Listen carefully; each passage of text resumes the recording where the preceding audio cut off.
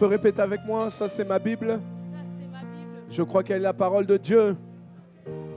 Je crois qu'elle est la vérité dans toute sa totalité. Je suis ce qu'elle dit que je suis.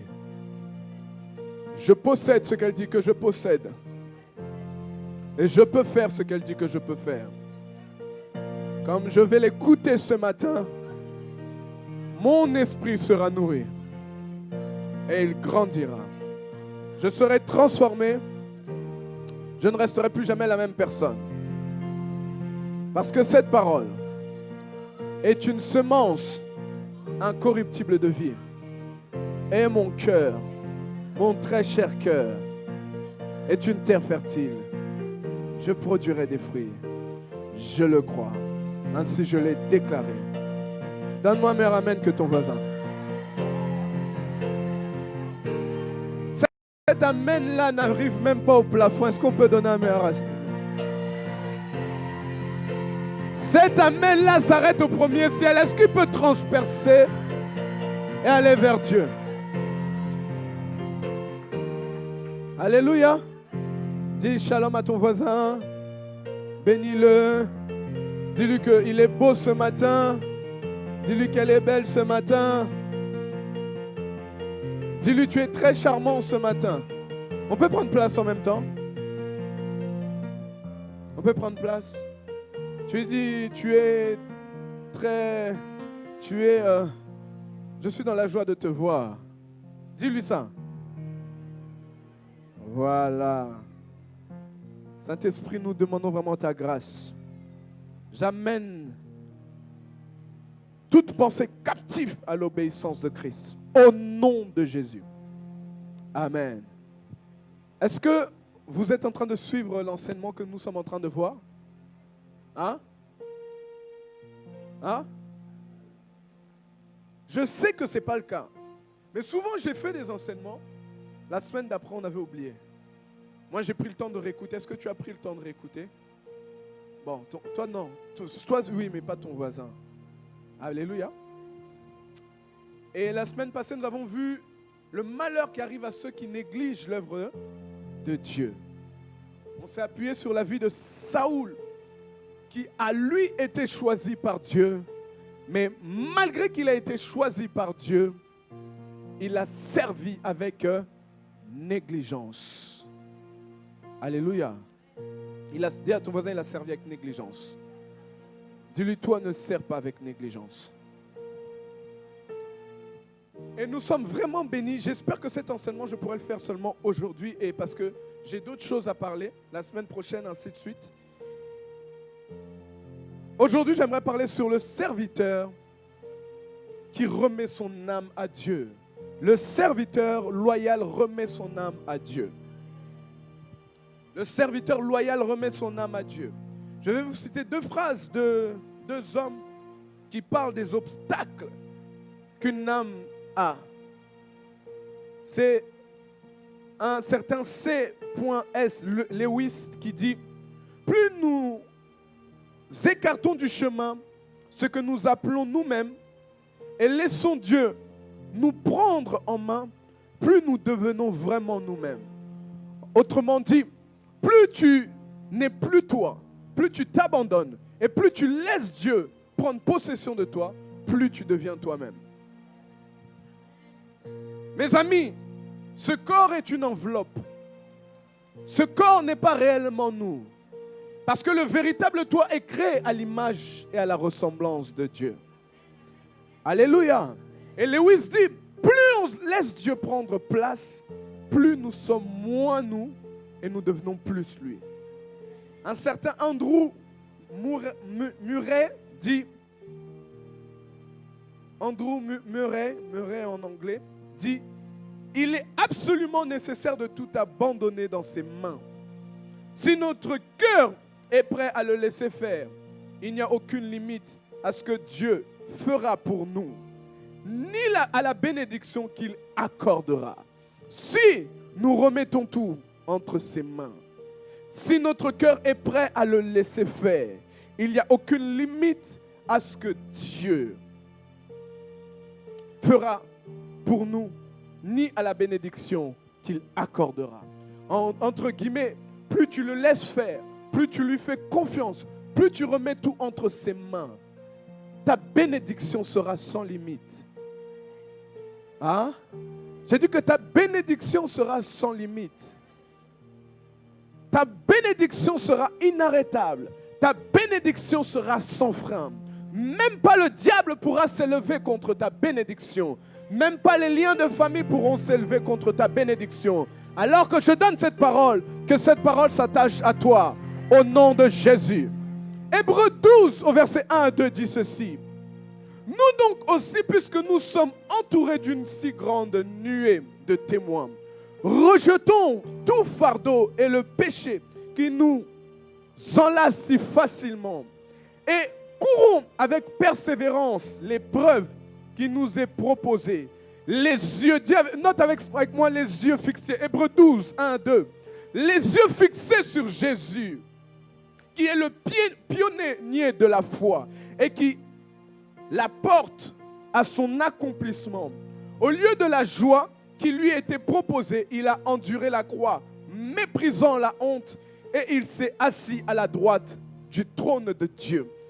Bien-aimés, mes amis, bien-aimés dans le Seigneur, si vous voulez servir Dieu, ce verset, Hébreux 12, 1 à 2, doit être un des fers de lance de votre service à Dieu. Alléluia. Dans ce verset, il explique beaucoup de choses. Il dit que nous sommes entourés d'une si grande nuée de témoins. Nous rejetons le fardeau et le péché. Aujourd'hui, nous allons parler du fardeau et le péché qui nous attache si facilement, qui s'enlace en nous si facilement. Il ne s'arrête pas là. Il dit, et nous courons avec persévérance l'épreuve qui nous est proposée. Vous avez noté? Vous avez noté? Le péché qui nous enlace, le fardeau qui nous enlace facilement. Il dit, nous courons avec persévérance, nous le notons. Il dit, nous avons les yeux fixés sur Jésus qui est le pionnier de notre foi et sur la porte de son accomplissement. Bien-aimés, mes amis, pour accomplir fidèlement le but de Dieu, il faut avoir les yeux fixés vers Jésus et se laisser aller par Christ. Le diable sait que lorsque vous gardez certains fardeaux, parce qu'aujourd'hui nous allons parler du fardeau, lorsque vous gardez certains fardeaux et vous ne les donnez pas, il sait que vous ne pourrez pas accomplir fidèlement le but de vos vies. C'est ce qui est la 5e colonne dans votre service à Dieu. La 5e colonne, vous savez c'est quoi? La 5e colonne, c'est le cheval de Troie. Ça veut dire que ton ennemi qui se trouve en toi, le diable s'assure, le diable sait, il te laisse servir Dieu, mais il garde en toi certains fardeaux que nous allons parler aujourd'hui. Dis avec moi certains fardeaux. Le diable sait que si tu gardes ces fardeaux-là, tôt ou tard, tu ne serviras plus Dieu fidèlement. C'est un ennemi puissant. Peut-être qu'on ne détecte pas souvent. Il nous ralentit. Il nous fait perdre du temps. Il est présent dans nos cœurs et dans notre conscience. Parfois, il fait mine de partir. Et à un moment, il revient. Vous allez voir de quoi on parle comme fardeau qui nous enlace si facilement lorsque nous servons Dieu. Certains qui servent le Seigneur se retrouveront dans ces paroles. Ce n'est pas un péché, c'est que tu ne connaissais pas. Mais aujourd'hui, la connaissance de la vérité va t'affranchir. Et par le nom de Jésus, nous serons libres. Alléluia. Bien-aimé, la vie est un champ de bataille. Elle est une course d'endurance. La vie chrétienne est une course d'endurance, pas une course de vitesse. Elle est une course d'endurance. Et si nous faisons l'erreur de courir avec des excès de bagages, nous perdrons du temps par rapport à notre destinée. Les fardeaux sont les excès de bagages que tu prends avec toi, que tu emmènes vers le but où Dieu te veut. Vous ne comprenez pas les fardeaux, on va les voir. Mais sachez que Si vous courez dans votre vie avec ces fardeaux, soit vous serez essoufflé vite, soit vous n'irez pas très loin. Le diable s'assure. Le diable s'assure que tes fardeaux vont rester. Il veut s'assurer que tu gardes tes objectifs, tes ambitions personnelles, ton orgueil et ta propre volonté pendant que tu sers Dieu. Je suis toujours dans mon introduction. Ça fait longtemps que je ne l'ai pas dit, je voulais le dire. Nous avons tendance à croire que seuls nous pouvons nous libérer de cet ennemi puissant sans l'intervention divine. Nous pensons souvent qu'on peut nous débarrasser nous-mêmes de ces fardeaux que nous allons citer. Certains servent Dieu et servent Dieu avec ces fardeaux et ne le servent pas en réalité bien. Parce que les fardeaux sont toujours là. Le plan du diable, c'est de te voir garder ça, porter ces fardeaux pendant longtemps. Le diable veut s'assurer que tu sers Dieu, d'accord. Parce que, souviens-toi dans Exode, on l'a déjà vu il y a très longtemps.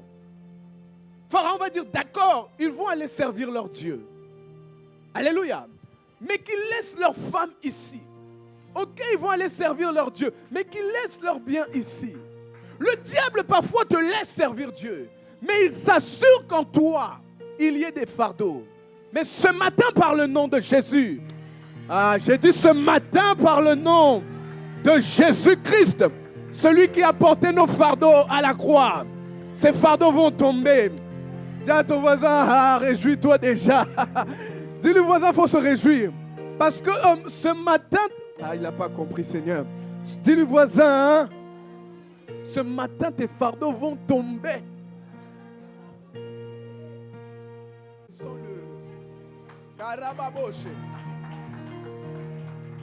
Marc 8 au verset 37. Marc 8 au verset 37.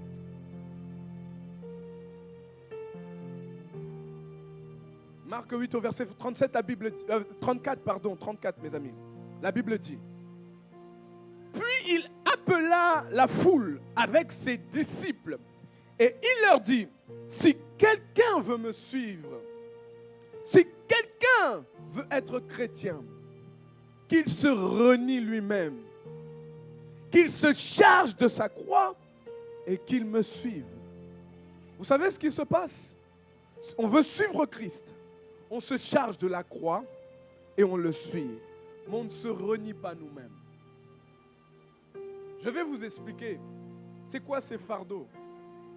Se renier, c'est affirmer qu'il n'y a pas de liaison. Affirmer que tu as oublié qui tu étais. N'est-ce pas que la Bible dit qu'en Jésus, nous sommes de nouvelles créatures. Toutes choses anciennes sont passées. Voici, toutes choses sont devenues quoi? Nouvelles. Les disciples ont renoncé à eux-mêmes. Exemple de Pierre, Jean et Jacques. Jésus vient. Il leur dit, jetez vos filets. Venez avec moi, suivez-moi. Ils vont dans la rue, ils rencontrent quelqu'un, il dit, laisse tout, suis-moi. C'est la même chose qui est arrivée à Élisée. Il était en train de servir, il était là en train de faire les brebis de son père, servir son père avec les brebis, etc. Élie va lui jeter le manteau. Élisée va courir. Elle va lui dire, laisse-moi juste aller finir ce que je fais pour mon père et je viens te servir. Alléluia. C'est des gens qui se sont reniés eux-mêmes. C'est des gens qui n'ont plus de liaison avec leur passé. C'est des disciples. Ces disciples qui se renient eux-mêmes, c'est ceux qui cherchent et qui veulent plaire à Dieu. C'est ceux qui ont abandonné leur vie en totalité. C'est ceux qui font pleinement confiance. J'ai dit pleinement confiance en la puissance de Dieu pour leur vie, en la capacité du Père qu'il est pour nos vies. Ceux qui ont renié leur vie, c'est ceux qui sont aujourd'hui des témoins de leur propre vie laissée à Dieu. Ils sont témoins, ils peuvent raconter. Tout à l'heure, on a dit ce que Dieu a fait pour moi, n'est-ce pas? Ils sont capables de raconter, depuis qu'ils ont laissé totalement leur vie, ce que Dieu a fait. Ceux qui sont disciples, qui se renient eux-mêmes, ce sont ceux qui demandent à Dieu chaque jour la capacité de vivre pour lui. Parce que ce n'est pas toujours facile de se renier. Mais tous les jours, on demande la capacité.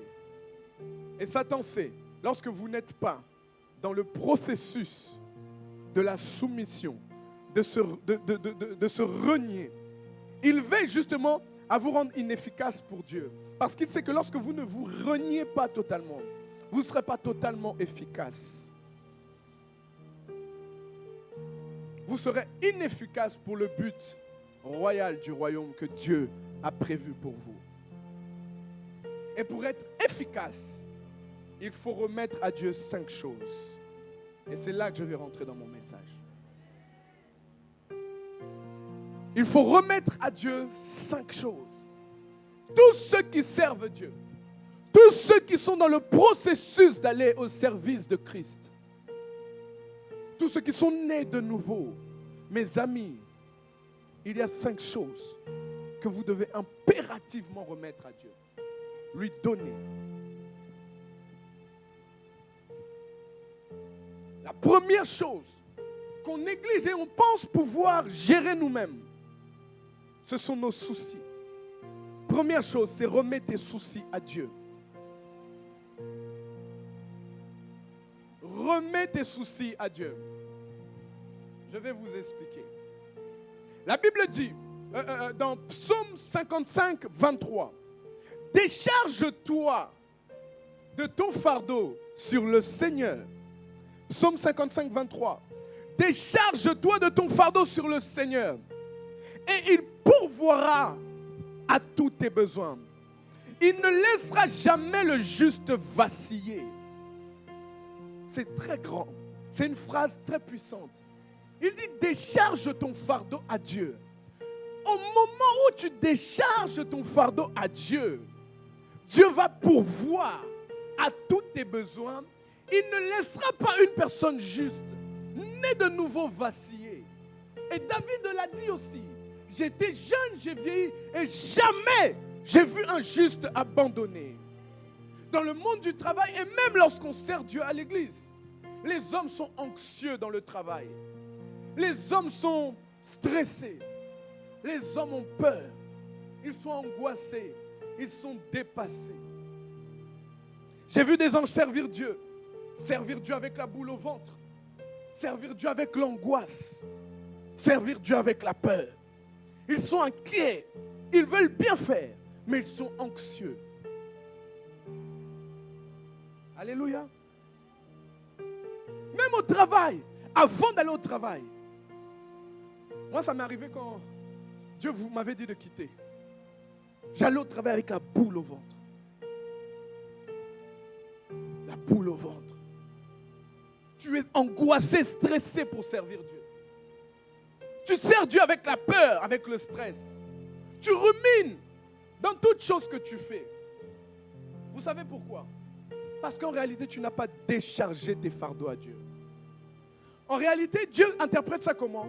C'est que tu veux contrôler toi-même ou organiser toi-même sans réellement le pouvoir. Parce que l'œuvre de Dieu, en réalité, personne ne peut le faire par ses propres forces et par ses propres capacités. Le diable fait asseoir dans le cœur et dans les vies de ceux qui servent Christ l'anxiété par rapport à l'œuvre. J'ai servi Dieu et à des moments, j'ai servi avec angoisse. J'ai servi avec peur. J'ai servi avec nervosité. Et je sais que tu le sens. Un moment, tu sens la peur. Un moment, quand tu sers Dieu, tu sens l'inquiétude et l'anxiété. C'est parce que tu veux contrôler toi-même toutes choses. Et en réalité, tu ne pourras pas contrôler. Ce sont des fardeaux qui nous portent, que nous portons constamment, qui nous éloignera de Dieu et nous écrasera à un moment donné. Je dois rendre un service, je dois faire un service que Daddy m'a demandé. Tu es angoissé, anxieux, stressé, apeuré, parce que tu n'as pas déposé le fardeau. Écoutez, je prie que tu comprennes cette vérité. qu'on ne sert pas Dieu avec anxiété. Le diable s'assure et veut laisser dans ton cœur le stress pour servir Dieu. Parce qu'il sait que le stress, tôt ou tard, va t'éloigner de Dieu. Il sait que le stress, tôt ou tard, va t'écraser. Parfois, c'est l'anxiété et le stress par rapport à nos propres vies qu'il répercute sur l'œuvre de Dieu. Parce que nous n'avons pas compris que dans l'œuvre de Dieu et même dans la vie, lorsque nous déchargeons nos soucis auprès de Dieu, tôt ou tard, il pourvoit à nos besoins. Pendant que tu iras décharger auprès de Dieu, tu verras qu'il pourvoira. Par là, je note que le premier ministère d'un serviteur, peu importe son service, son premier ministère, c'est la prière. Vous servez Dieu dans n'importe quoi. Votre premier ministère, c'est les genoux. Oh, je prie que l'Église ait des genoux à terre. Que des gens vivent des genoux par terre. Qu'on voit des genoux noirs et abîmés. Comme nos frères, les voilà, qui ont là, qui est tout noir. On reconnaît que ce sont des hommes des prières. Nous aussi, on veut reconnaître, lorsque nous sommes en short, on veut voir que cette personne est une femme. Cette personne est un homme de prière. Le premier ministère d'un serviteur de Dieu, c'est les genoux, mes amis. Avant de te présenter devant les gens pour rendre service, mets-toi à genoux dans l'intimité. Sinon, tu sortiras anxieux. Par cette phrase-là, de Psaume 55, verset 23, Dieu nous montre qu'il veut que nous lui donnons tous nos soucis. Il veut s'occuper de tout, il veut tout prendre sauf rien. Il veut que tu lui expliques tout, sauf rien. Il veut que tu lui parles de tout, sauf de rien. Il veut que tu lui parles de tes difficultés. Il veut que tu lui parles de tes combats. Il veut que tu lui parles de tes épreuves. Il veut tout prendre. Il veut prendre les fardeaux. Ah Seigneur, que quelqu'un comprenne qu'il faut qu'il donne ses fardeaux à Dieu. Lorsque tu veux le servir, le diable veut travailler. Le diable veut s'assurer que tu ne donneras pas ton anxiété.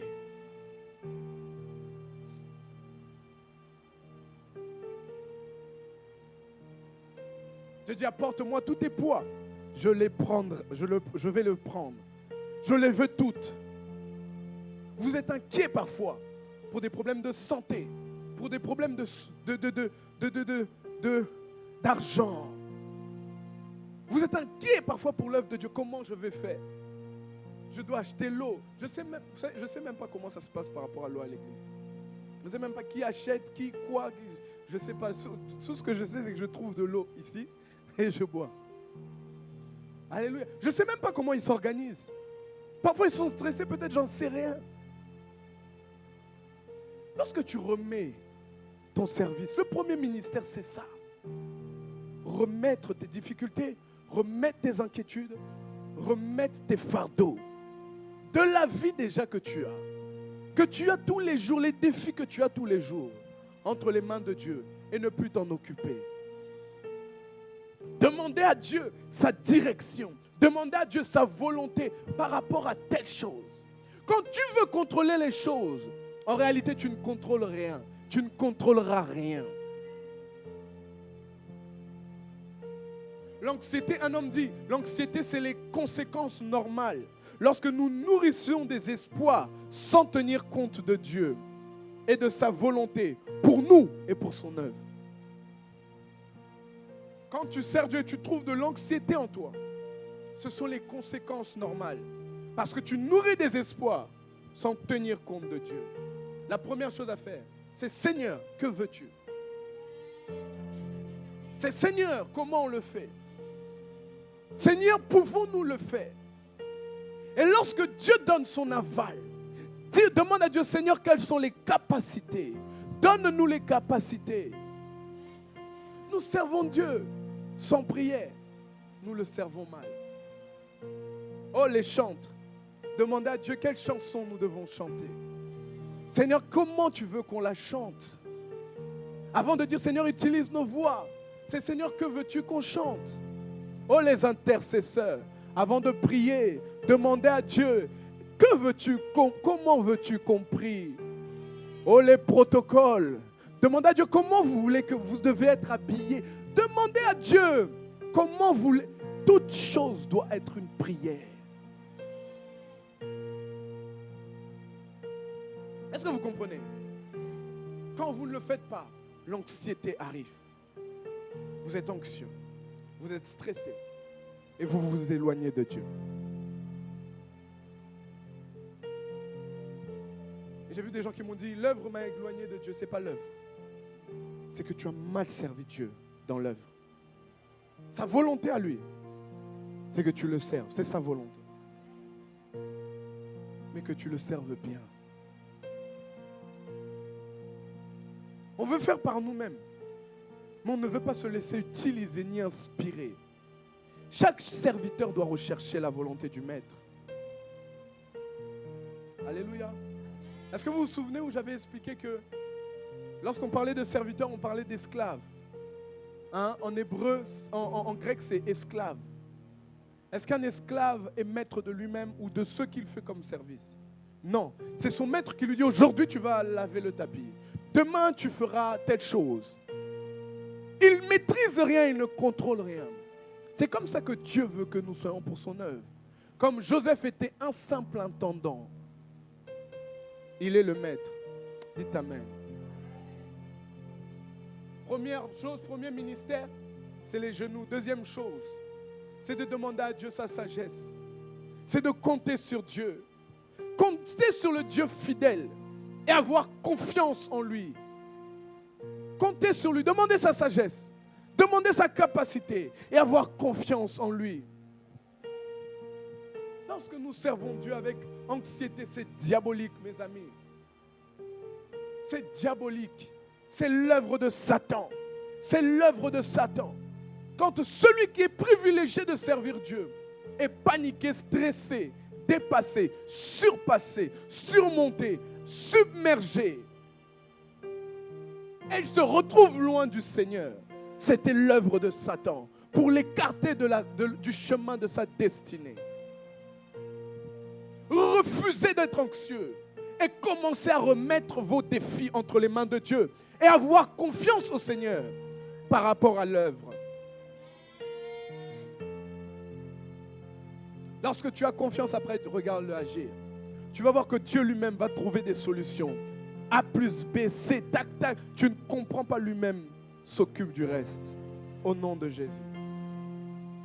Je me rappelle quand on a commencé l'église, il n'y avait pas de structure, c'était compliqué. Il fallait au moins qu'il y ait des protocoles. Alors on a mis des protocoles.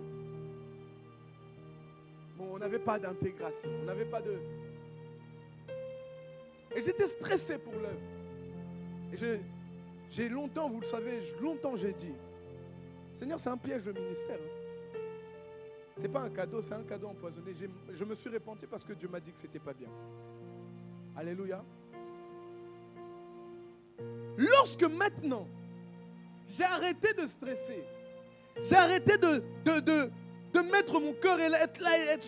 Parfois tu souffres parce qu'une personne a dit non, moi, je quitte. Tu souffres parce qu'une personne te répond mal alors que tu veux l'aider. Tu souffres parce que l'œuvre de Dieu c'est compliqué. Mais quand j'ai pris du recul, j'ai dit Seigneur, tiens, prends. Papa, ça te regarde, allez, tiens, prends. Moi je fais ma part, toi tu fais ta part. Ah, on dort mieux. J'ai pris du poids et tout. Je ne sais pas si tu te souviens de moi avant, c'était grave. Poids plume. Non, tu peux rigoler. Poids plume, c'était compliqué. Maintenant, Dieu fait grâce parce qu'on a enlevé l'anxiété. J'ai eu même un problème de cœur à cause de l'œuvre de Dieu. C'était l'œuvre de Satan. Lorsque tu lui donnes et tu lui fais confiance, tu le laisses agir, Dieu lui-même bâtit et construit. Acclamons le roi des rois.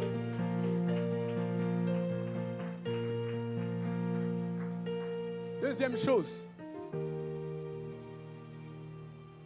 Non, deuxième. J'étais dans la première et j'ai donné les étapes dans la première. Là, je suis dans la deuxième. Bon, on va dire petit A, petit B, ainsi de suite. Pour ceux qui sont à l'intérieur. Hein. Pour les grands, on va dire grand 1, grand 2. Voilà. Le grand 2, c'est pour ça que bientôt, il y a un frère qui m'a dit, de toute façon, il veut mettre les trucs ici. Donc ça sera plus facile, tu vas pouvoir suivre comme ça et tout. Alléluia. Deuxième chose, remettez vos blessures passées. Remettez-lui les blessures entre ses mains. Oui, mes amis, beaucoup servent Dieu encore blessés par la vie, blessés par le passé, blessés, des blessés de guerre sont en train de servir Dieu. Or, le service de Dieu, nous sommes au service comme des soldats. La Bible dit, vous êtes des soldats de Christ. Alléluia. Et un soldat, on ne l'envoie pas pendant qu'il est, entre guillemets, blessé ou handicapé. On ne l'envoie pas en guerre, on le laisse en retrait. En réalité, Dieu nous a soignés. Dieu veut nous soigner par sa parole pour nous mettre devant dans la guerre. Alléluia. Et beaucoup servent Dieu encore avec des blessures. La Bible dit dans Psaume 147 au verset 3. Dans Psaume 147 au verset 3, la Bible dit, il guérit ceux qui ont le cœur brisé. Il pense leurs plaies. Oh, papa le fait. Même si la vie t'a torturé, au bras de papa, papa va te guérir. Papa va te guérir. Même si nous les hommes, nous t'avons fait du mal, papa est fidèle pour te guérir. Mes amis, laissez-vous être guéris. Laissez la vie vous... Laissez Dieu guérir vos blessures au nom de Jésus. Confiez à Dieu vos blessures, les choses qui font mal à votre vie, les grandes souffrances que vous avez. Il y a des gens, lorsqu'on leur parle d'une certaine manière, ou on leur parle d'une certaine chose, ils deviennent comme braqués. Pas parce qu'ils le veulent, mais parce qu'ils sont blessés. Et c'est un souvenir qui remonte. Du coup, ils agissent avec déni. Remettez vos blessures devant Dieu.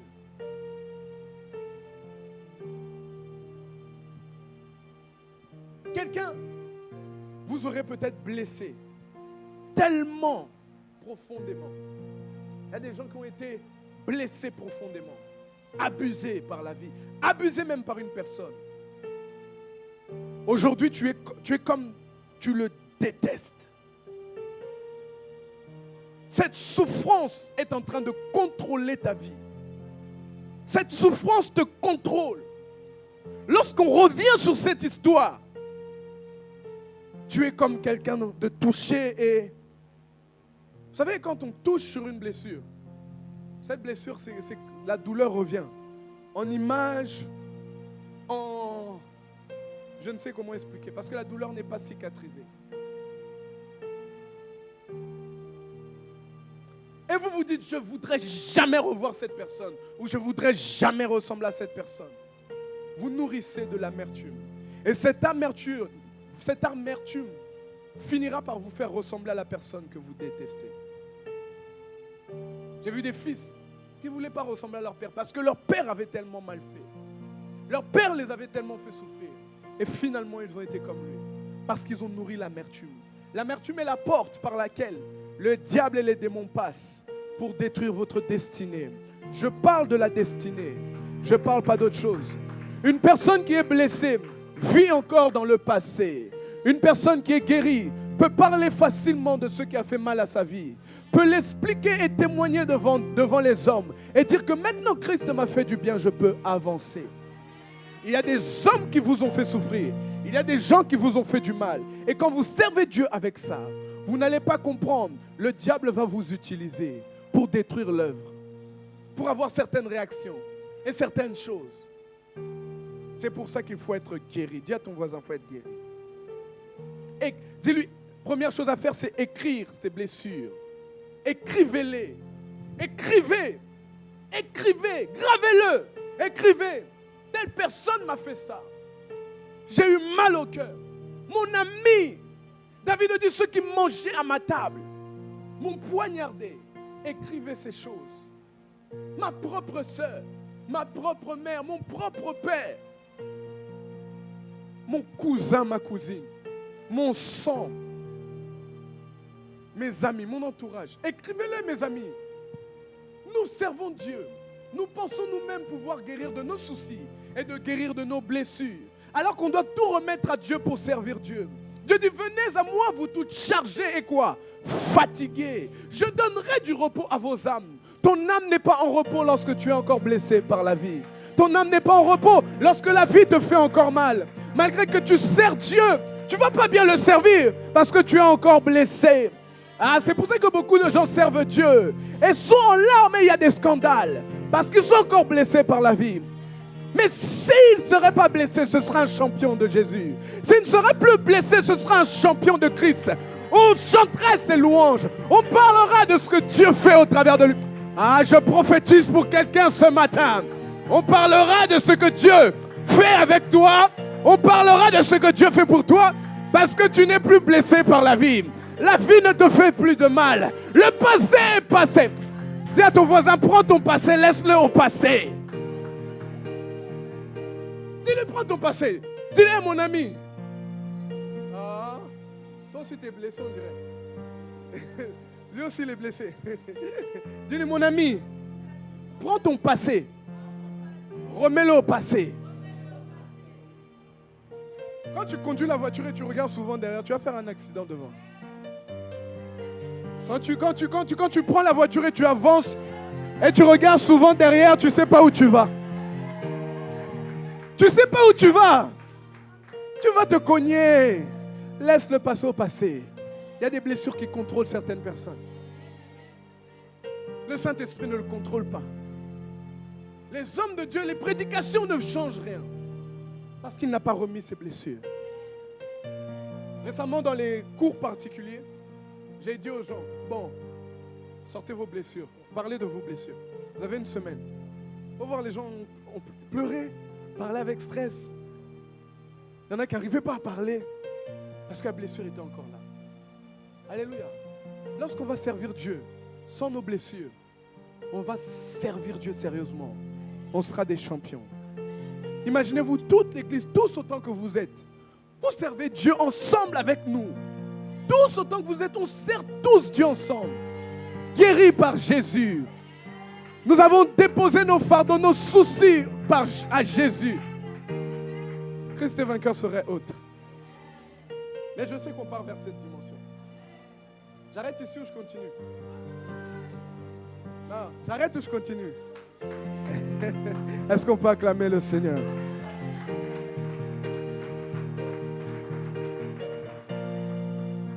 Dans Genèse 42, 36 à 38, voici l'histoire d'un homme, Jacob, blessé par la vie. Il aimait tellement un de ses enfants et il a perdu cet enfant. C'est comme certaines personnes que je connais ou que j'ai connues dans ma vie. Lorsqu'ils ont eu un drame, tout s'est arrêté. Cette personne qui était bien, qui vivait bien, qui grandissait bien, devenue droguée, devenue bizarre, on ne le reconnaît pas. Dieu m'a parlé de l'histoire d'un certain rappeur américain qui avait vu son père être tué, je crois. C'est Dieu qui m'a parlé de cette histoire. Il m'a dit, suis cette histoire. Et si tu regardes ce rappeur, il est comme détruit par la vie. Il est rempli de tatouages, détruit par la vie. Parce que dans son passé, on a tué son père, je crois, sous ses yeux, avec des armes. Mes amis, vous ne savez pas ce que les gens ont vécu. Vous ne savez pas par où les gens sont passés. C'est ça que je disais, à certaines réactions de certaines personnes qu'on ne peut pas comprendre, mais laissons-leur le temps de s'exprimer. Peut-être il y aura une blessure qui montrera ou qui, entre guillemets, va justifier un certain comportement. Toi, tu as compris quelque chose, mais lui ne l'a pas encore compris. Alléluia. Et Jacob a perdu son fils. Dans Genèse 42, 36 à 38, la Bible dit, Jacob, leur père, leur dit, à cause de vous, je vais perdre tous mes enfants. Joseph n'est plus, Siméon n'est plus, et vous prendriez Benjamin. Il dit, c'est sur moi que tout cela retombe. En fait, ses enfants ne lui annonçaient pas quelque chose de mal. C'était quelque chose qui était compliqué, mais ce n'était pas quelque chose qui était obligé d'attirer la mort. Jacob exagère dans son langage parce qu'il est blessé. Il y a certaines personnes qui vont exagérer un petit problème parce qu'ils sont blessés. Regardez la réponse, il dit, je vais perdre tous mes enfants. Est-ce qu'il s'agissait de tous ses enfants? Non. Lorsqu'il dit ça, c'est la peine de son cœur. Il dit, Siméon n'est plus. Parce que Siméon était resté avec Joseph. Il a dit, vous prendriez aussi Jacob. Regarde ce qu'il dit. Il dit, tout cela retombe sur moi. Ruben dit à son père, tu mettras à mort 2 de mes fils si je ne te le ramène pas. Confie-le-moi et je te le ramènerai. Jacob répondit, mon fils ne descendra pas avec vous, car son frère est mort et il reste seul. S'il lui arrivait un accident au cours de votre voyage, c'est dans le chagrin que vous feriez descendre mes cheveux blancs au séjour de mort. Il parle de la mort. Souvenez-vous de la mort dont il est en train de parler. C'est de la mort de son fils Joseph. En fait, la mort l'a tellement touché. Par là, tu comprends la dépression de Jacob. Et Jacob parle de la mort comme si qu'il va bientôt y faire face. Il ne s'agissait pas de la mort. Il s'agissait de laisser ton fils aller pour revenir. Est-ce que vous comprenez? Quand vous lisez cette histoire, vous voyez certaines réactions de certaines personnes. Tu peux voir une personne péter des câbles et pleurer, devenir comme fou ou folle. Tu dis, mais c'est quoi cette réaction? Elle est schizophrène ou qu'est-ce qui se passe? Non, mais j'ai vu des réactions comme ça. J'ai vu des réactions à cause d'une parole, d'un mot, d'un acte ou des gens changer, être transformés. Par la suite des temps, j'ai compris que beaucoup de gens sont blessés. Ça ne sera jamais profitable pour ta vie de garder les blessures et de ne pas les pardonner. Écris-les, parle-en. La Bible dit, confiez-vous les uns les autres. Parle de ce qui fait mal à ta vie. Parfois, on va toucher là où ça fait mal à ta vie. Parfois, on va mettre le point. Dieu va le vouloir. Que quelqu'un puisse heurter ce qui est sensible. Mais si tu es guéri, ça ne te fera plus rien. Si tu n'es pas guéri, tu fais comme retourner en arrière. Souvenez-vous, la vie est un champ de bataille. Le diable veut s'assurer que là où tu vas avancer, comment tu vas avancer? Que tu restes blessé. Sers Dieu, mais reste blessé. Garde ce fardeau en toi. Reste blessé.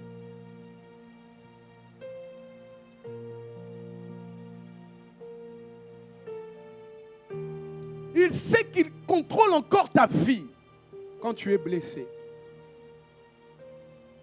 Il te laisse.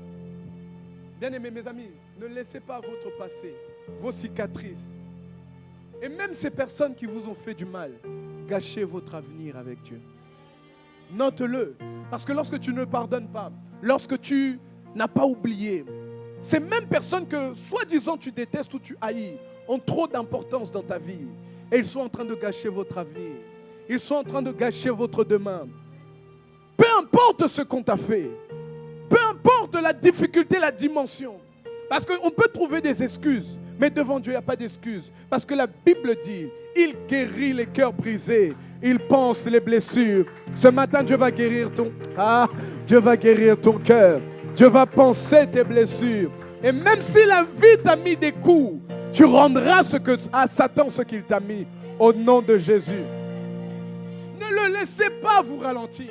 Ne les laissez pas vous empêcher de servir Dieu. Ne le laissez pas vous empêcher d'œuvrer pour le Seigneur. Parce que c'est profitable à Satan. Et jamais pour toi et jamais à Dieu. En acceptant de ne pas pardonner, tu acceptes de laisser cette souffrance continuer à te faire souffrir. Et j'en ai parlé 1000 fois, mais c'est souvent ce qui arrive. Nous sommes comme dans le syndrome de Stockholm. Syndrome de Stockholm, c'est la même chose que le peuple, les Hébreux ont fait à Moïse. Celui qui est venu le sauver, il le critique, il se bat contre lui. Mais celui qui l'anéantit, il est devenu comme son maître. Parce qu'il s'est habitué à la souffrance. Ne vous habituez pas à être blessé. Ne vous habituez pas à souffrir. Parce que Christ a porté la souffrance à la croix. Christ a porté nos peines à la croix. Christ a pris nos fardeaux à la croix. Et si aujourd'hui je souffre encore, c'est-à-dire que ça ne veut rien dire ce que Christ a fait. Mes amis, donnons ça à Christ et servons-le. Il dit, prenez mon joug à moi, il est plus léger. Prenez mes fardeaux à moi, c'est plus léger. Non, tu ne peux pas comprendre, homme de Dieu, on m'a violé. Non, je ne peux pas comprendre. Mais la parole de Dieu dit qu'il guérit. Il dit qu'il guérit. Non, tu ne peux pas comprendre. Mon propre père ne pouvait pas me faire ça. Non, je ne peux pas comprendre. Mais la parole de Dieu me dit ce que la puissance de Dieu est capable de faire. D'une manière humaine, je ne pourrais pas vous l'expliquer comment Dieu opère. Mais lorsqu'on se laisse à lui, moi aussi j'ai eu des blessures. Moi aussi j'ai eu des coups. Mais j'arrive à trouver de l'amour pour ces personnes. Est-ce que vous comprenez? On ne sait pas expliquer, c'est par la puissance du Saint-Esprit que Dieu le fait. Troisième chose.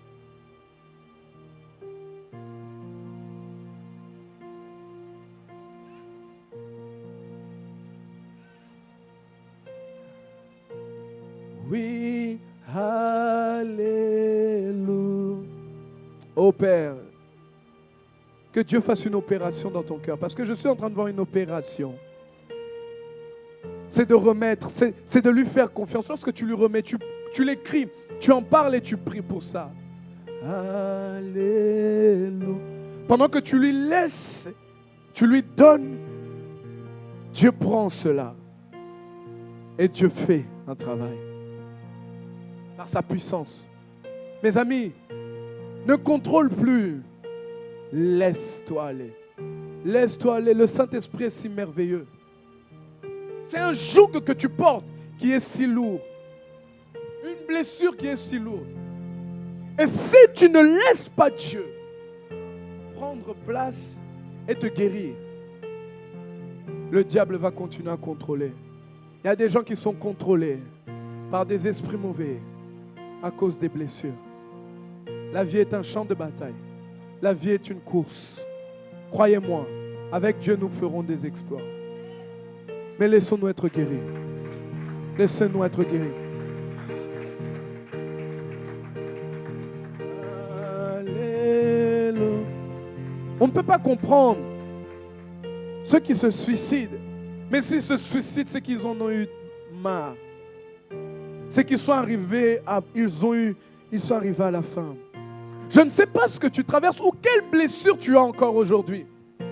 Quel passé tu traînes encore jusqu'à aujourd'hui. Ce que je sais, c'est que Dieu connaît ton histoire. Et si tu écoutes cette parole, c'est que Dieu veut te guérir ton cœur.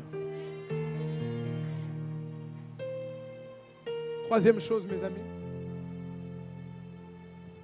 Remettons nos erreurs à Dieu. Nos blessures, ce sont les conséquences des actions des autres. Mais nos erreurs, ce sont les choses que nous avons faites ou que nous faisons. Le diable sait, il s'assure de laisser certaines personnes travailler avec la culpabilité. Ce sont des choses qui provoquent notre propre honte et notre malheur. Des erreurs que nous avons commises autrefois ou il n'y a pas si longtemps contre autrui, soit volontairement, soit involontairement, et qui nous lient. Cela nous condamne et nous rend coupables aux yeux de nous-mêmes. Ça nous rend impurs à nos propres yeux. Et ça nous amène à culpabiliser. Mes amis, la culpabilité est une influence démoniaque. La culpabilité est une influence satanique. Culpabiliser ne vient pas de Dieu. Culpabiliser après avoir un péché, demander pardon, ça c'est de Dieu. Mais culpabiliser après avoir demandé pardon, ce n'est plus Dieu. Il y a des gens qui culpabilisent et se croient incapables. La culpabilité est un piège de Satan, note-le. La culpabilité est une influence destructrice. Elle détruit ton service pour Dieu. Elle détruit ta manière de faire. Tu te sens tellement impur, tu dis que Seigneur, je ne peux pas te servir. Tu te sens tellement impur que tu te dis Seigneur, c'est pas possible, c'est pas moi que tu as choisi. Tu te sens tellement impur, tu te sens incapable. Et tu culpabilises à cause de tes erreurs. Nos erreurs sont des fardeaux, mes amis. Christ n'a jamais dit que vous ne commettrez pas d'erreur. L'erreur est un processus, est un chemin qu'un victorieux a. Alléluia. Je vous lirai un verset la semaine prochaine. Mais non, je le lis aujourd'hui, la semaine prochaine. La Bible va dire dans Actes. Là, d'ababouche. Non, on le lira après. On le lira après. La culpabilité est une influence destructrice. C'est une influence de Satan. Elle te piège pour te garder dans un certain endroit, pour te faire rétrograder, pour te faire stagner. Comme ça, tu n'évolues pas. La culpabilité, c'est ce raisonnement qui revient tous les jours et qui te dit franchement, tu es un mauvais esprit. Toi, tu es Samson, impudique, tu es Samson. Toi, tu es un mauvais esprit. Toi, tu es Delilah. Toi, non, toi, tu es Judas. Judas et toi, vous êtes pareils. À cause des erreurs qu'on commet. Mes amis, les hommes que Dieu a choisis ont tellement commis d'erreurs.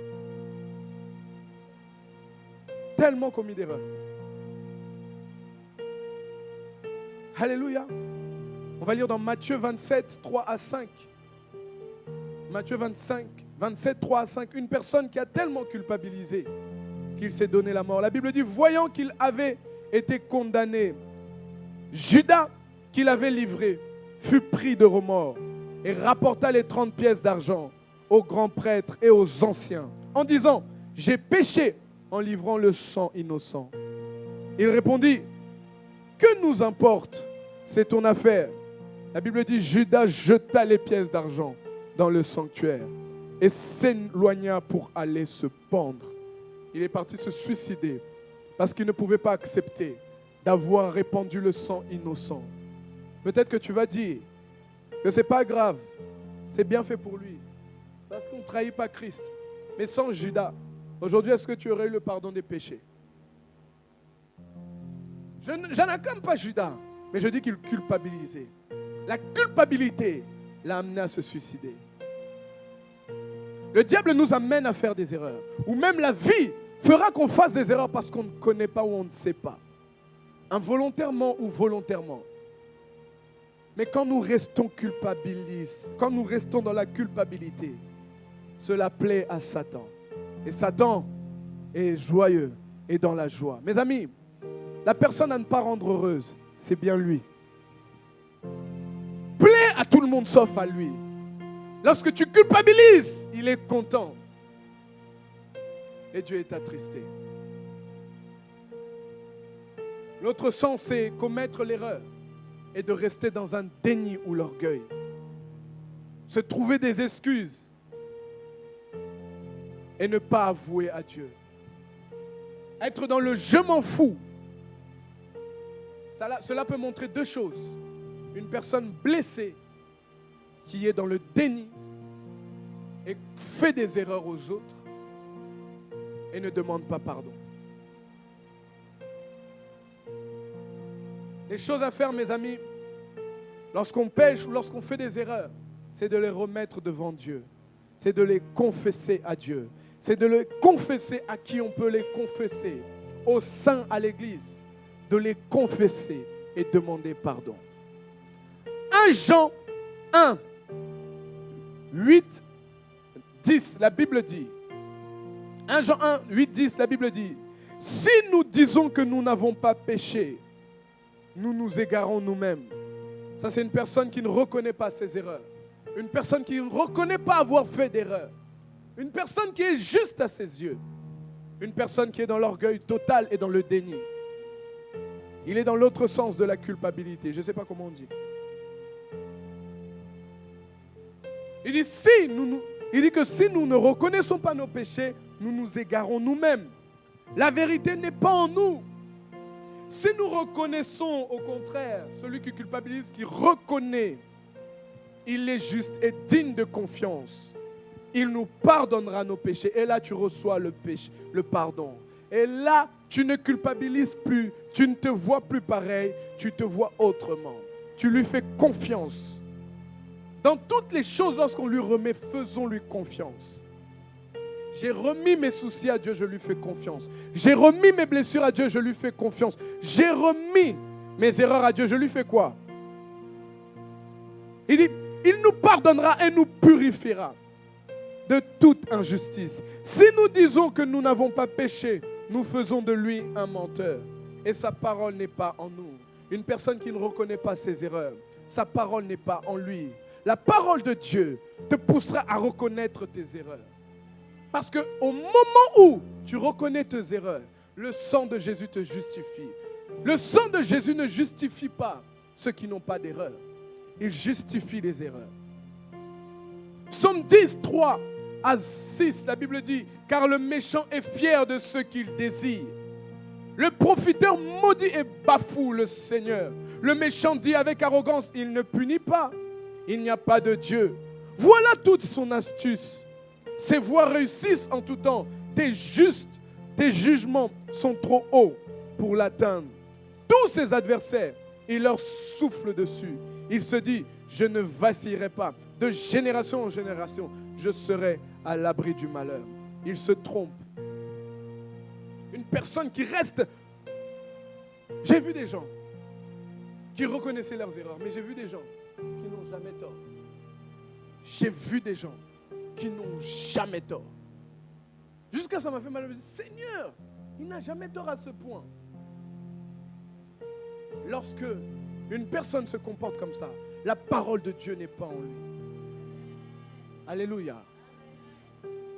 Il est comme ce méchant dans Psaume 10, 3 à 6, qui est fier, arrogant, suffisant, profiteur.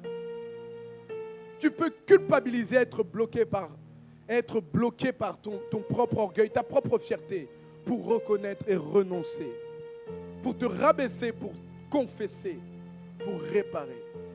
Il y en a des gens comme ça, ils culpabilisent, mais il est tellement fier qu'il ne peut pas demander pardon, qu'il ne peut pas reconnaître avoir eu tort, qu'il ne peut pas renoncer, qu'il ne peut pas confesser, qu'il ne peut pas s'abaisser. Et parfois ils servent Dieu. Alléluia. Et Dieu, comme il est Dieu, il les mettra en confrontation avec certains autres frères. Fais l'effort, mon ami. Lorsque tu reconnais ou tu vois une erreur en toi, de le reconnaître et de le remettre à Dieu. Le diable nous laisse garder ces choses. Des fois, il va te laisser jeûner, mais il va te laisser garder ça.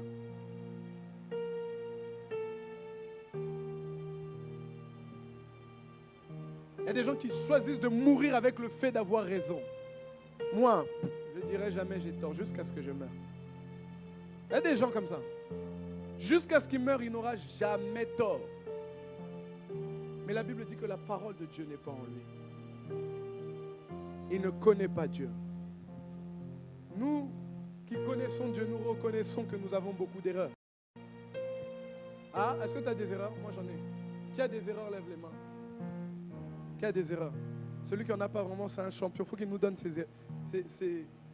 Faut que tu nous donnes ton secret. Hein? Béni, tu n'as pas d'erreur. Hein? Alléluia. Non, on a des erreurs. On a des erreurs. Qu'on remet devant Dieu et qu'on reconnaît. Seigneur, moi, je suis le plus imparfait de mes frères. Le plus incapable. Je le reconnais. Et la Bible dit dans Proverbe 28, 13, 14, qui cache ses fausses ne prospère pas. Qui les avoue et les délaisse obtient miséricorde. Heureux l'homme qui a constamment la crainte de faire le mal, mais celui qui s'obstine tombera dans le malheur. Mes amis, ne sois pas celui qui s'obstine. Sois celui-là qui reconnaît et qui a peur. La vie, justement quand on dit qu'on n'a qu'une vie, il faut faire attention. Tu as une vie, mais toi tu t'obstines à rester obstiné, à ne pas écouter, à ne pas demander pardon, à rester orgueilleux. On n'a qu'une vie. Tu es en train de bloquer ta propre vie. Est-ce que tu comprends? Dieu m'a dit, lorsque nous savons faire ça, et nous lui faisons confiance, on ne vit plus dans la culpabilité. Tu vas pouvoir jouir de la liberté de l'esprit, du corps et de l'âme. Ce que les orgueilleux et ceux qui culpabilisent ne vivront pas. La liberté de l'esprit, du corps et de l'âme. Tu vas pouvoir attester, savoir, sentir. Ça c'est ton esprit, ça c'est ton corps, ça c'est ton âme. Tu vas pouvoir sentir cette paix et le Saint-Esprit te garder dans la paix de Dieu. Une quatrième chose que j'aime énormément. Alléluia.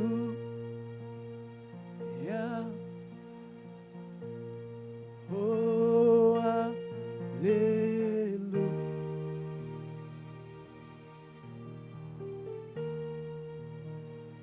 Alléluia. Remettre vos faiblesses. Quatrième chose. Remettre nos faiblesses. 2 Corinthiens 12, versets 7 à 9, la Bible dit. D'ailleurs parce que, la Bible dit dans 2 Corinthiens 12, 7 à 9, d'ailleurs parce que ces révélations étaient extraordinaires pour me garder de l'orgueil. Dieu m'a imposé une épreuve qui, telle une écharpe, tourmente mon corps. Elle me vient de Satan qui a été chargé de me frapper pour que je ne sois pas rempli d'orgueil. Dieu a mis une faiblesse en nous pour que nous ne soyons pas orgueilleux. Dieu a mis une faiblesse en nous a permis que Satan laisse une faiblesse en nous pour ne pas nous voir trop grands. Lorsque nous servons Dieu, nous allons servir Dieu avec certaines faiblesses. Lorsque nous agissons par nos propres forces, nous oublions souvent de remettre la place à Dieu. Et tu vas voir, tu vas dire, j'ai réussi par la grâce de Dieu. C'était facile parce que c'est ton talent. Quand on demande à une personne qui a le talent, la grâce de chanter, là il peut dire que j'ai une belle voix.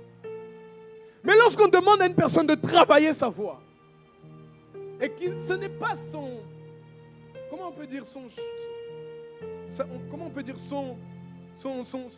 n'est pas son champ, ce n'est pas son domaine. On lui dit, mets-toi dans l'inconfort, sors de ton confort, mets-toi dans l'inconfort et chante maintenant, travaille ta voix. Là on peut reconnaître que c'est la gloire de Dieu. Quand on agit par nos propres forces, souvent on oublie Dieu. Et on peut dire, je l'ai fait de moi-même. Alléluia. Mais Dieu veut parfois qu'on exécute des tâches pour lui qui va impliquer. Ces tâches vont impliquer nos faiblesses. Nous avons tendance justement soit à aller vers Dieu pour dire merci à Dieu ou demander de l'aide à Dieu parce que c'est une faiblesse pour nous, ou soit renoncer et reculer, abandonner. Exode 4, 10 à 11 va montrer un homme. Ça, c'est lorsque tu arrives au culte. Daddy te dit, tu prêches aujourd'hui. Tu vas être dans l'inconfort.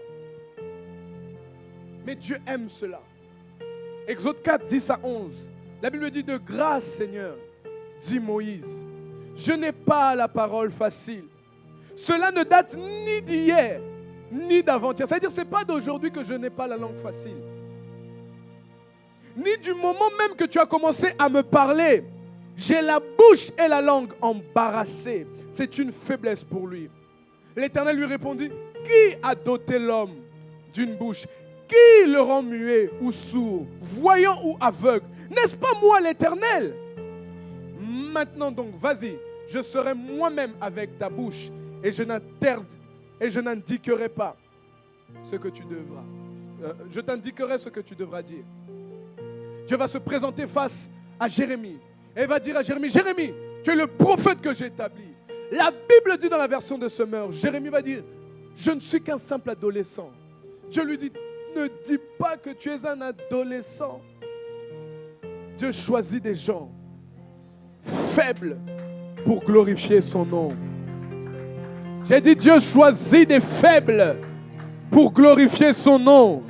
Parce qu'un homme fort, on pourra dire c'est sa force qui l'a amené là-bas.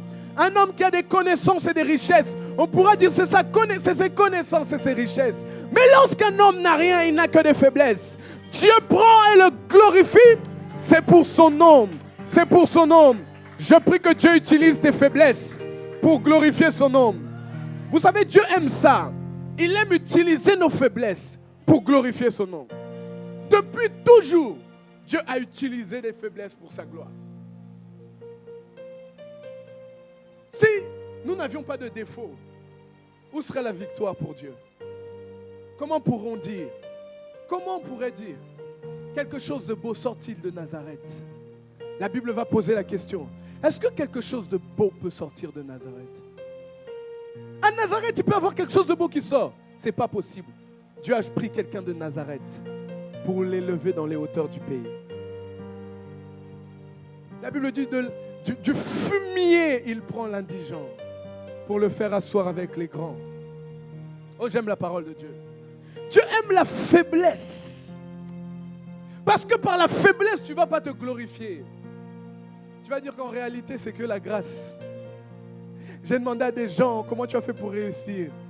Il ne peut pas me donner le calcul. Il va me dire, je me suis déposé sous la grâce de Dieu. C'est que par la grâce. Tu vas voir, tu vas me dire, non mais Daddy, tu avais bien prêché, en plus tu m'as parlé. J'ai parlé à ta vie, oui. Mais ce n'est pas moi, c'est que par sa grâce. Je ne savais pas, je ne comprenais pas, c'est que par sa grâce. C'est lui.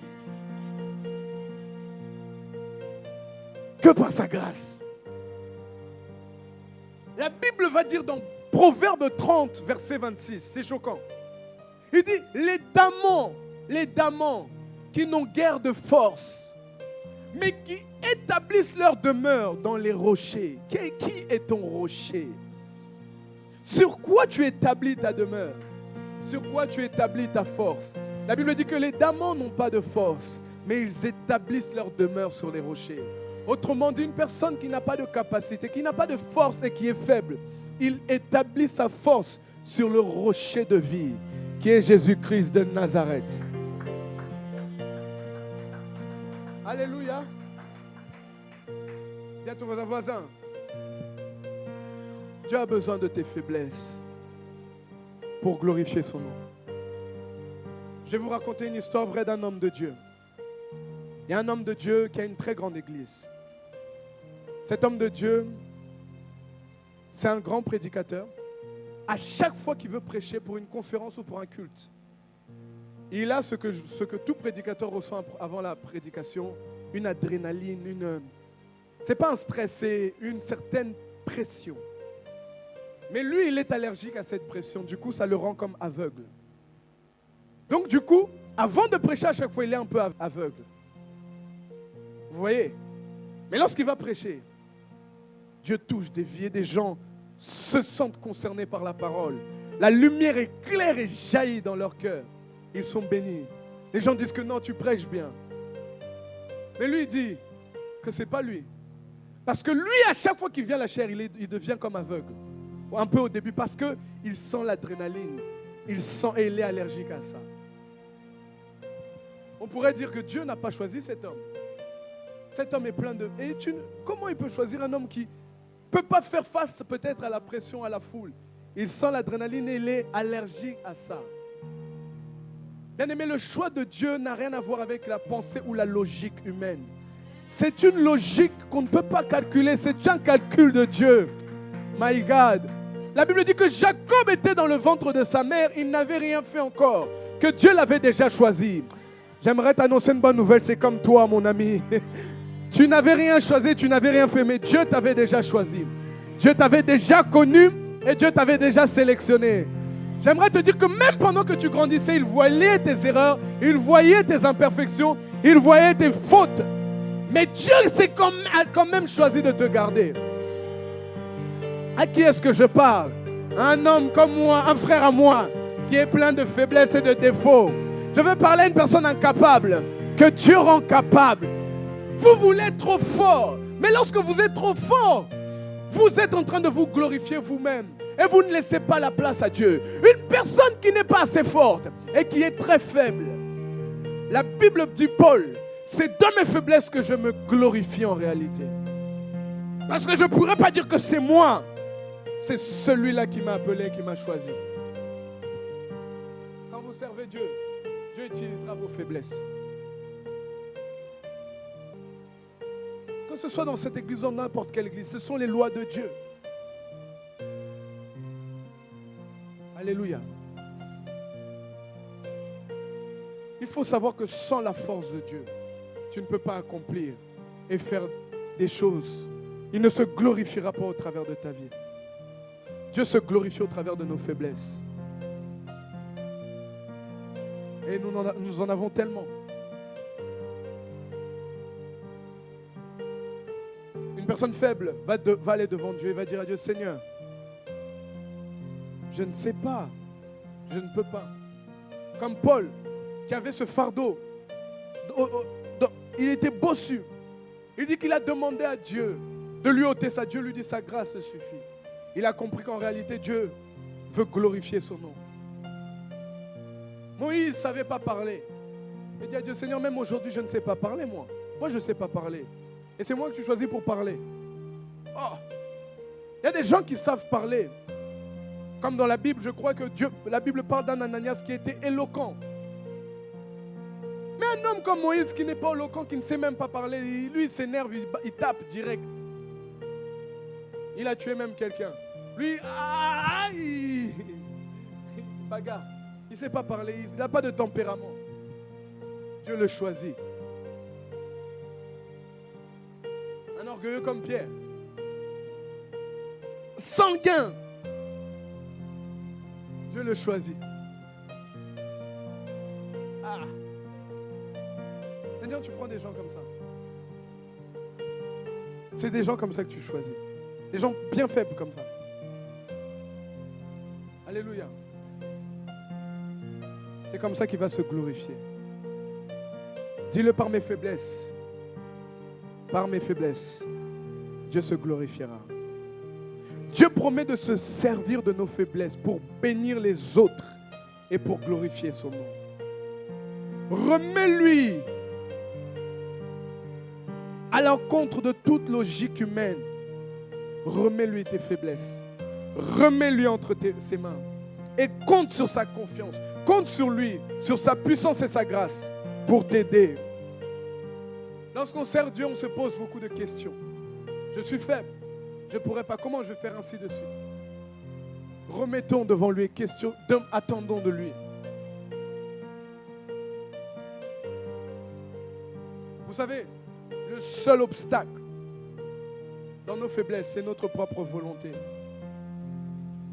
Nous voulons contrôler comme on contrôle la vie, comme on veut contrôler la vie. Et nous l'avons vu que même quand on veut contrôler la vie, on est des mauvais dieux. On est des mauvais dieux. On tombe dans l'anxiété, on tombe dans le stress, dans les paniques. Et au final, on revient au même point. Faisons pareil avec Dieu, avec l'œuvre de Dieu, avec nos faiblesses. Donnons-lui. Alléluia. Cinquième et dernière chose. De lui remettre nos rêves. De lui remettre nos rêves. Est-ce que vous savez que Satan est un copieur? Est-ce que vous savez que Satan est seulement un copieur et il n'a rien inventé? Le créateur, c'est le Père. Dieu veut que vous lui donniez vos rêves. Il veut que vous lui donniez vos désirs, vos souhaits. Dieu veut se servir de vos rêves. Il veut se servir de vos souhaits. Il veut vous bénir. Sans ça, il ne pourra pas. Il a mis des rêves en vous. Il a mis des projets en vous. Alléluia. Et Dieu veut vous bénir au travers de cela. Alors Satan a compris que Dieu le fait. Alors Satan le fait de sa manière. Ceux du monde qui vont venir auprès de lui et faire un pacte avec lui. Ils vont venir avec leurs rêves. Ils vont le rapporter auprès de Satan. Fais de moi un grand. Fais de moi une grande. Fais de moi un grand footballeur. Fais de moi un homme plein d'argent. Fais de moi une grande star. C'est son rêve dans son cœur. Peut-être ce rêve n'est pas mauvais. Ce rêve peut-être vient de Dieu. Mais il a confié à la mauvaise personne. Et quand il a confié à Satan, il a fait un pacte avec Satan. C'est pareil avec Dieu. On lui confie nos rêves, mais nous faisons une alliance avec Dieu. Seigneur, je fais ça pour moi. Je ferai ça pour toi. Alléluia. Dis à ton voisin, confie tes rêves. J'aimerais vous dire, comme ceux du monde, sans faire alliance avec une divinité, soit Satan, mais ça c'est pas pour nous, ou Dieu, ça c'est pour nous. Nous ne pourrons pas réaliser tous nos rêves. Nous en réaliserons peut-être un. Peut-être aller au niveau de la maison de Potiphar. Mais les hauteurs du pays, les hauteurs, l'avenir et l'espérance pour que notre joie soit parfaite comme Christ dit, nous n'arriverons pas à l'atteindre parce que c'est une alliance avec Dieu. Dis à ton voisin, tes rêves ne se réaliseront pas sans Dieu. J'ai vu des gens qui ont des projets et dans leurs projets, dans tous leurs projets, ils ont beaucoup de projets, dans tous leurs projets, la part de Dieu, la place de Dieu n'y est pas. Il n'y a pas la place de Dieu. Lorsqu'il n'y a pas assez de place pour Dieu dans tes projets, rectifie.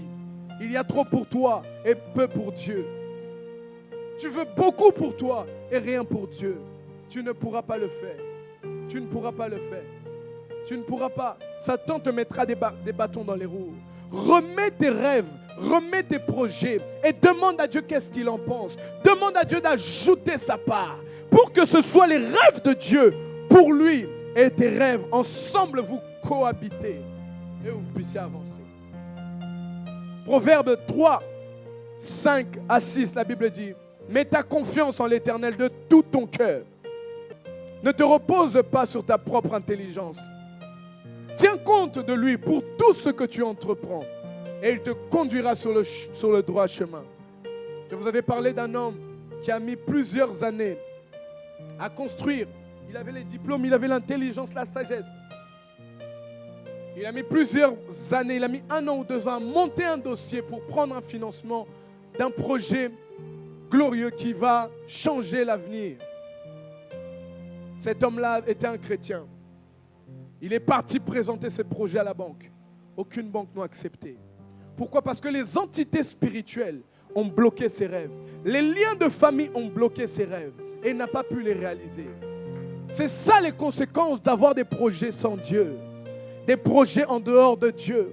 Des projets où Dieu n'a pas sa part. Où ta vie est importante, mais Dieu n'a pas sa part. Et quand nous le faisons, tôt ou tard nous prendrons un frein. Le diable va te laisser aller et penser que Dieu bénit ça. Mais tôt ou tard, cela s'arrête. Dans la vie, on doit être rempli de rêves. Note-le, que dans la vie, on doit être rempli de rêves. Mais ces rêves-là doivent être pour Dieu et pour nous. Et j'ai fait l'analyse que j'ai vraiment donné ma vie à Dieu sans m'orgueillir. Parce que dans tous mes rêves, il y a la part de Dieu et il y a ma part. Dans tous mes rêves. Il n'y a pas un rêve où c'est moi. Non, dans tous mes rêves, Dieu a une grande part. Analyse tes rêves. Analyse tes projets. Et ne mens pas. Ne dis pas non. Quand Dieu, tu me rendras riche, je donnerai à Dieu, je donnerai à l'église, je bâtirai ton église. Aujourd'hui, même un peu, même pour le loyer, tu ne donnes pas. Ne dis pas ça. Alléluia. Disons-nous la vérité. Si, aujourd'hui, regarde tes projets. Il y en a qui veulent se marier. Pourquoi tu veux te marier? Oh non, je veux être heureuse. Si tu veux te marier pour rendre gloire à Dieu, pour que votre couple serve le Seigneur et bénisse Dieu, là c'est un rêve où Dieu est dedans. Est-ce que tes projets, Dieu a sa part dans tes projets? Est-ce que dans tes projets, Dieu trouve sa place dans tes projets. Mes amis, Anne voulait enfanter. Ce n'était pas un mauvais projet, c'était un bon projet. Mais tant que ces projets étaient que pour elle, et ce n'était pas Dieu dedans, Anne ne pouvait pas enfanter. Lorsqu'elle a partagé ses projets avec Dieu, 1 Samuel 1 ou 2, 1 et 2, chapitre 1 et chapitre 2, quand elle a partagé son projet avec Dieu, la Bible dit qu'elle eut plusieurs enfants. Pourquoi? Parce qu'elle a partagé avec Dieu. Ce matin, partage avec Dieu, remets à Dieu tes rêves. Dis à Dieu, Seigneur, j'ai ces rêves-là. Examine-toi, mon ami. Regarde la part de Dieu. Tes rêves sont centrés sur qui? Ou la question qui bénéficie réellement de ces rêves? Est-ce que les autres en bénéficient? Est-ce que ton église en bénéficie? Est-ce que Dieu en bénéficie?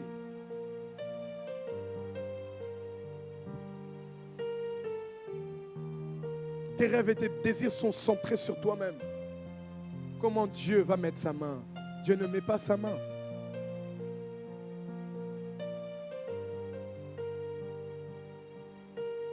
Dans Matthieu 6, au verset 33, la Bible dit, faites donc du royaume des cieux ce qui est juste à ses yeux. De ce qui est juste à ses yeux. Votre préoccupation première. Et toutes ces choses vous seront données par la suite. Autrement dit, premièrement, le royaume et sa justice. Et le reste vous sera donné par la suite. Écris-le qu'on ne réussit pas de la manière du monde.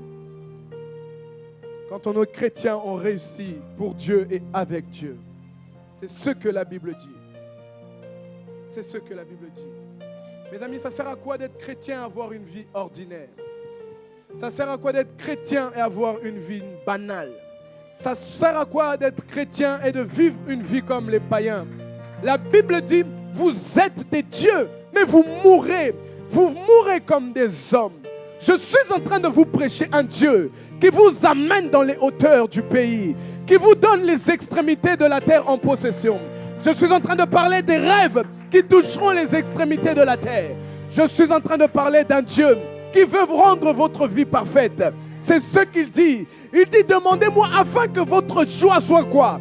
Parfaite. Mon but à moi, c'est de pas de t'amener dans la maison de Potiphar.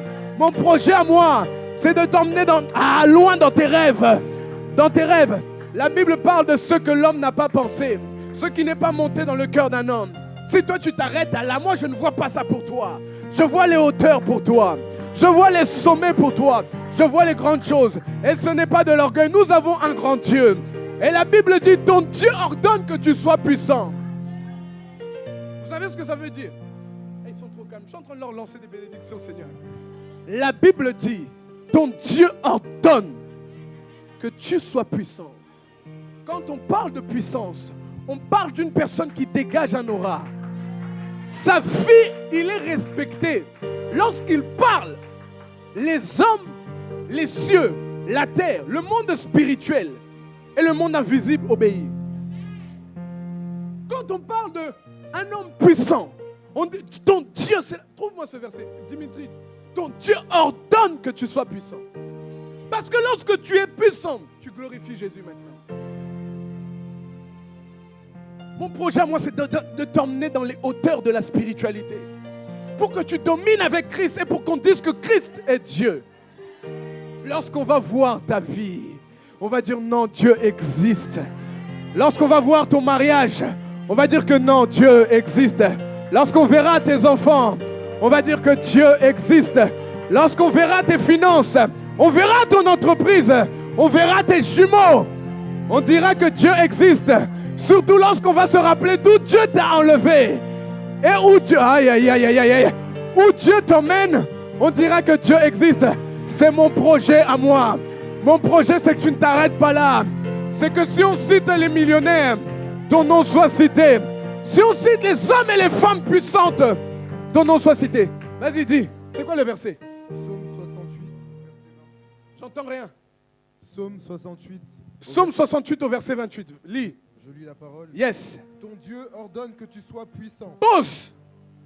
Ton Dieu ordonne. Merci, tu peux prendre place. Ton Dieu ordonne que tu sois puissant. Dieu veut te rendre puissant spirituellement. C'est une conséquence naturelle dans le physique. Hein? Ce n'est pas une question de s'arrêter chez Potiphar. C'est une question des hauteurs. Écoutez, quand tu lis la Bible, tu regardes la Bible. Tu vas dans Genèse. Genèse, Dieu va choisir Abraham. Regarde bien, Abraham, quand tu vas arriver dans un pays, le président va l'accueillir. Pharaon va l'accueillir. Quand tu vas arriver quelque part, les hommes puissants de ce pays vont l'accueillir. Alléluia. On va aller où? À Exode. Moïse va côtoyer qui? Les hommes puissants. Quand on parle de puissance, on parle d'influencer dans les sphères spirituelles. Parce qu'il y a des entités, des dominations qui influencent, qui rentrent dans les familles, qui détruisent les familles, qui rentrent dans des villes, qui détruisent les villes, qui rentrent dans des hommes, qui détruisent des hommes. Et tu vas voir des gens devenir drogués. Dans une ville, il n'y a que des drogués. Pourquoi? Parce qu'il y a des entités. Mais quand Dieu ordonne que tu sois puissant, Dieu va t'envoyer dans cette ville-là. Et Dieu va te dire déclare. Et quand tu déclares, tu as servi au dessein de Dieu. La Bible dit dans Actes 13 au verset 36, dans la partie A seulement.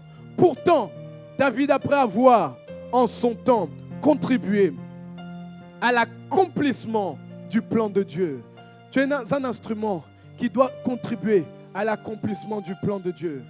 J'imagine Lincoln, Abraham Lincoln, s'il n'aurait pas aboli l'esclavage, où en serait-nous aujourd'hui? Où on en serait aujourd'hui? J'imagine si c'est qui Steve Jobs, non, c'est pas Steve Jobs, celui qui a fait la lumière là. J'imagine que s'il ne l'aurait pas fait, où en serait-nous aujourd'hui? Celui qui devait créer l'ordinateur, s'il ne l'a pas fait, où est-ce qu'on en serait aujourd'hui? S'ils n'ont pas été à leur poste, et j'imagine même ceux qui n'ont pas été à leur poste, où en sommes-nous aujourd'hui par leur faute? Où en sommes-nous? Alléluia. Tu dois aller au ciel. Mais avant d'aller au ciel, tu dois laisser une trace sur la terre. Tu dois laisser une trace positive. Comme David, on dit qu'il a servi au dessein de Dieu. Lorsque tes rêves, tu regardes la liste de tes rêves, et dans les 100%, même dans les 90%, il n'y a que ta part à toi. Tu n'as pas encore connu Dieu. Examine tes rêves. Regarde. Et regarde la motivation. Demande à Dieu. Est-ce que c'est un bon rêve? Est-ce que ça vient de lui? Parfois c'est un beau rêve. Dieu va juste ajouter. Parfois c'est un mauvais rêve. Dieu va t'enlever. Est-ce qu'on peut acclamer Dieu? Levons-nous en même temps, s'il vous plaît.